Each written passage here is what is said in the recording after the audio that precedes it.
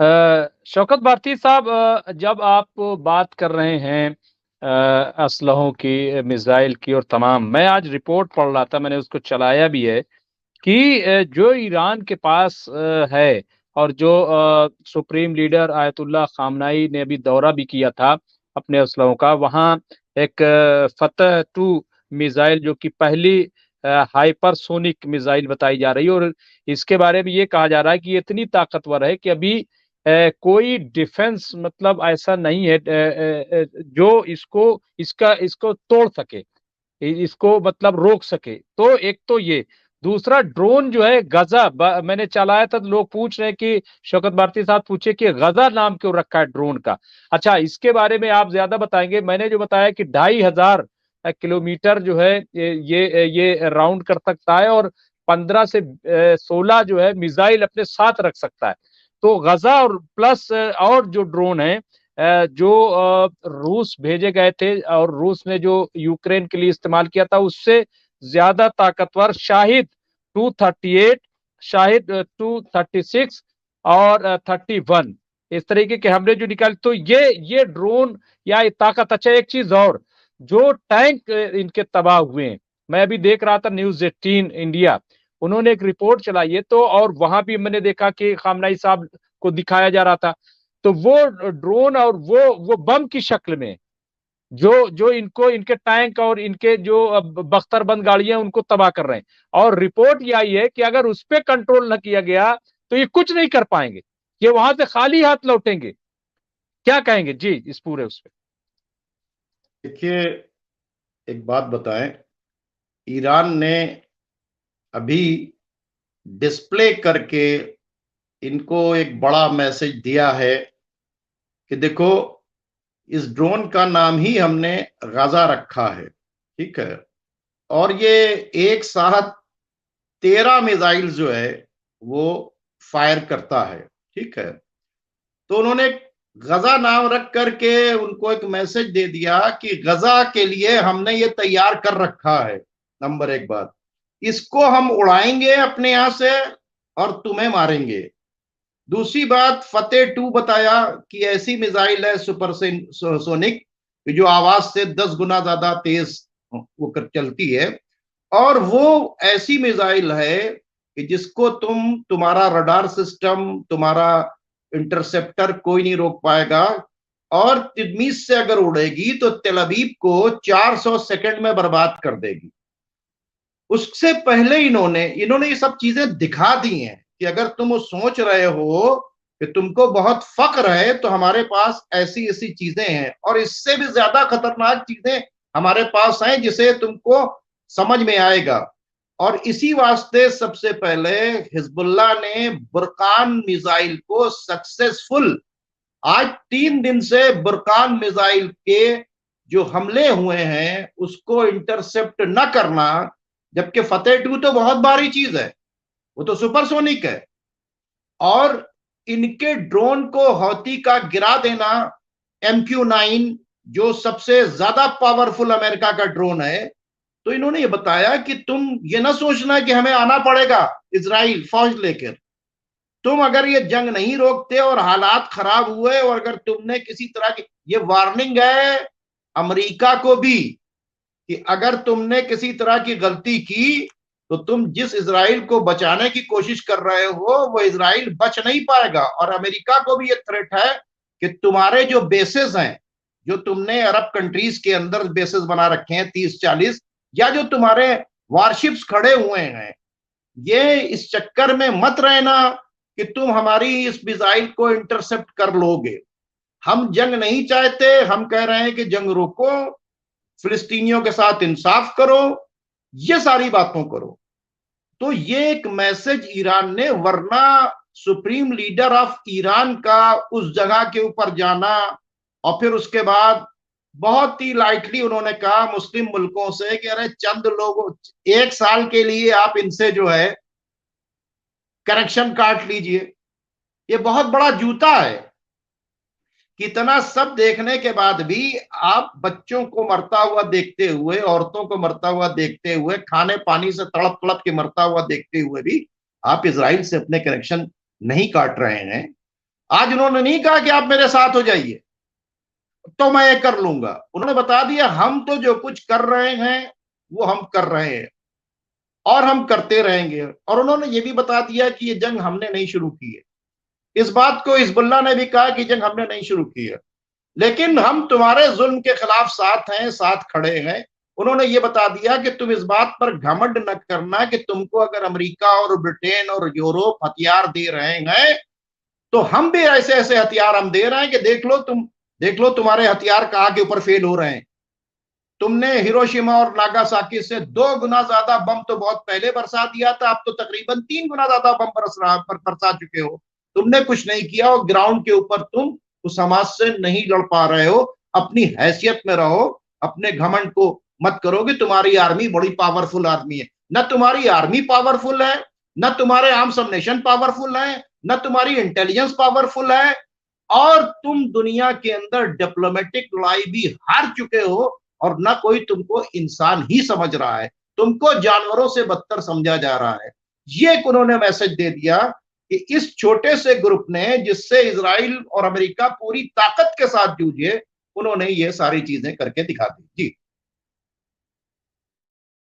शौकत भारती साहब, मैं ये जानना चाहता हूँ और शायद लोग भी, सवाल तो कई है। एक तो ये सवाल किया है हमारे वजीउद्दीन अंसारी साहब ने कि जनाब जंगबंदी सिर्फ यरगमाल के छोड़ने पर होगी। इस्माइल इस्माइल हानिया किस बात पर राजी हो रहे हैं, ये उन्होंने सवाल किया है कि उसकी बुनियाद क्या है। और नंबर 2 ये कि अगर जंगबंदी होगी, मैंने तो बात कही, लेकिन आपको क्या लग रहा है कि अगर 5 दिन की जंगबंदी होगी तो इसका असर सबसे ज्यादा किस पर पड़ेगा, क्या, और नितिन याहू का क्या होगा?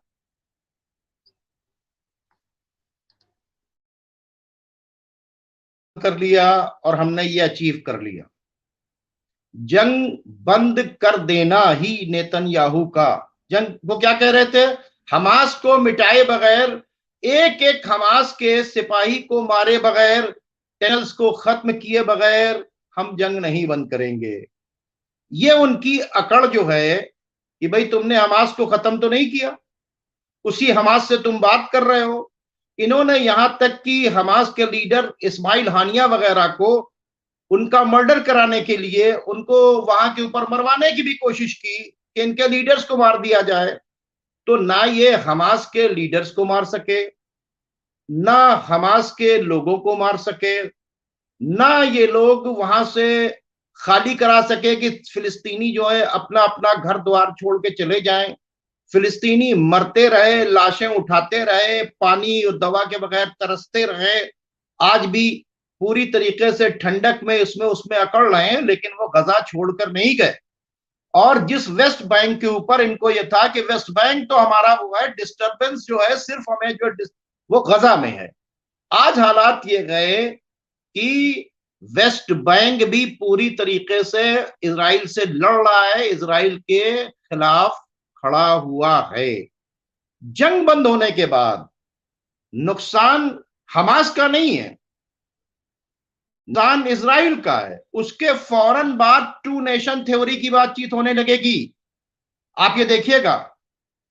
और ये पहले क्या कर, अभी वो जो कह रहे थे कि मैं यहां के ऊपर एडमिनिस्ट्रेशन अपना रखूंगा, वो भी बात इनकी नहीं चल पाएगी। क्या कह रहे थे, हम यहां के ऊपर कंट्रोल रखेंगे, किसका, अपना कंट्रोल रखेंगे। दूसरा इनका यह कहना था कि वहां के ऊपर बहुत अगर कुछ हुआ तो इंटरनेशनल फोर्सेस जो है वो वहां के ऊपर, गजा के ऊपर कंट्रोल रखेंगे। तीसरा इन्होंने मिस्र को अपने साथ जोड़ लिया था कि मिस्र कंट्रोल रखेंगे। हमास ने बिल्कुल क्लियर कट कहा है कि हमास का कंट्रोल, गजा पर हमास का ही कंट्रोल रहेगा, किसी और का कंट्रोल नहीं होने देंगे। तो आप इस बताइए कि इस जंग में इनको मिला क्या, सिवाय लाशों की, सिवाय लोगों को भूख और प्यास देने का, और उसके अलावा इनको मिला क्या, इनको अचीव क्या हुआ, कितने लोगों को मरवा दिया, कितना बर्बाद कर लिया, इजराइल को इतना इन्होंने बर्बाद कर लिया। वो इजराइल जो बहुत सेफ कहा जाता था, ना उनका हैफा पोर्ट सेफ है, ना उनका तेल अवीव सेफ है, ना उनका अश्कलान सेफ है, ना उनका इलाज सेफ है, ना उनका ये आपका जो है क्या कहते हैं शीबा फार्म सेफ है। वो गोलान हाइट जिसपे बड़ा फख्र था, गलीली ब्रिगेड ही नाम रखा था गोलान हाइट पे, वो ब्रिगेड भागती हुई नजर आ रही है, छोड़ के भागी है वहां पे। जंग बंद होने से सबसे बड़ा फायदा ये होगा कि जिस तरह से ये फिलिस्तीनियों को जेल में टार्चर कर रहे हैं, एक तो वो छोड़े जाएंगे, सबसे बड़ी बातचीत ये।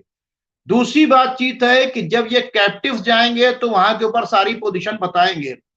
तीसरी बातचीत है उसी वक्त पता चलेगा कि कितने पकड़े गए, कितने मर गए हैं, बहुत से मरे हुए हैं।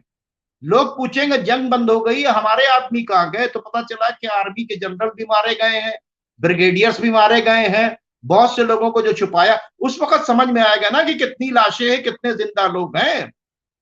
फिर उसके बाद जंग बंद होने से सबसे बड़ा फायदा यह होगा कि जो बाहर से बुला बुला के लाए थे उसमें से बहुत से लोग इजराइल छोड़ के भागेंगे।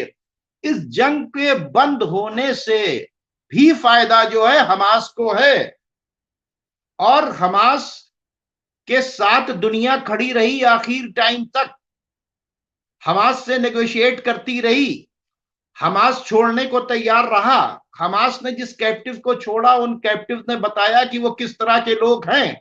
उनको ये आईसिस और अलकायदा और बोको हराम और जबतुल नुसरा इस तरह के टेररिस्ट बनाकर पेश कर रहे थे।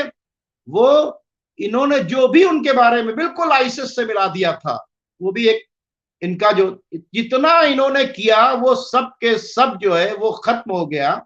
यूनाइटेड नेशन को कहना पड़ गया कि 56 साल के बाद ये रिएक्ट कर रहे हैं। इलान मस्क कह रहे हैं कि आप क्या सोच रहे हैं कि जिन लोगों को मारा है इनके दिल से क्या फिलिस्तीनी की मोहब्बत खत्म हो जाएगी और आपसे नफरत कम हो जाएगी? अब ये जो बच्चे हैं जिनकी फैमिली मारी गई है, ये जो तप रहे हैं, ये आपसे उससे ज्यादा मतलब सख्ती से आपके खिलाफ लड़ेंगे। तो हमास को क्या लॉस हुआ?